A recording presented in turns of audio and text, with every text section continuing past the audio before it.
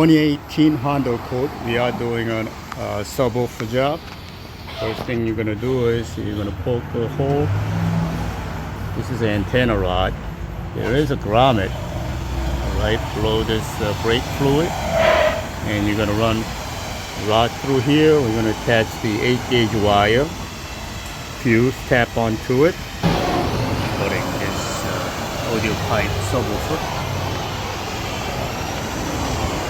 In there. This one does have an ANC, which gives you rumbling sound, so we're going to bypass the ANC module behind the glove box. This car is equipped with a subwoofer, so we're going to grab the signal from the sub rather than from the side speaker. So we're going to grab the signal from here, so you get the bass control from the radio. You tape up power wire here. Spray some WD-40 so it slides through. Got some WD-40 spray. It makes it easier to wire to go through the hole.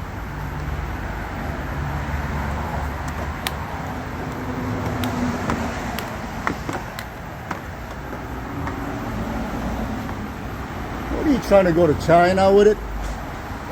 It's too long. This amplifier came with the bass knob. We're going to put the bass knob right there under the dash and run these power cable and the bass knob together. This is a high to low.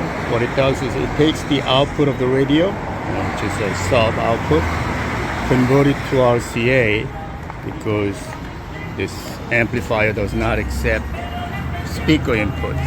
Some of them do. This one's RCA input, so we got to create speaker input, RCA out, that goes into the amplifier, and it also gives you amp turn on. So when the radio is on, it takes the signal from high to low and produce 12 volt on the blue wire. That will be amp turn on wire. You can actually grab sub wire from here. This is the driver side back. The red and black is a sub wire, so we're going to put high to low right here.